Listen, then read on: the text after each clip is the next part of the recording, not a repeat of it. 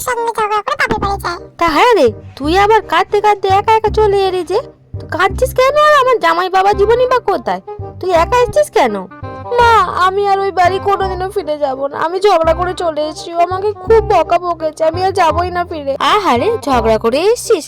খুব বকেছে? তুমি জানো মা, আমি বলেছিলাম শুধু ঘরটা ঝাড় দিয়ে দিতে, তাই আমাকে কি বকা বকলো। আমি খুব কাঁদলাম, তাও একটু চুপ করলো না। এ কথা আমি কোনোদিনও বিশ্বাস করি না। আমি হুট করে যখন তোদের বাড়িতে চলে গেছিলাম, তখন গিয়ে দেখলাম তুই আমার জামাই বাবাকে দিয়ে ঘর মোছাস, বাসন মাজাস, জামা কাপড় কাচাস, ঘরে সব কাজ করাস। আর তুই বলছিস ও তোকে বকেছে ঘর ঝাড় দেওয়া নিয়ে? আমি জানি তুই কি জিনিস, তোকে ছোট থেকে বড়টা তো আমিই করেছি। আমি জানবো তো কে মা, জানবে? তুমি এরকম বলতে পারো না, তুমি তো আমার মা, আমার হয়ে কি কথা বলতে পারো না তুমি? ভালো কথা বলছি, বাড়ি চলে যা। যেদিন জামাই বাবাকে নিয়ে আসবি সেদিন এই ঘরে আসবি, তার আগে আর ঘরে ঢুকবি না। নিজের মাও আর নিজের রইলো না, চলেই যাব আমি।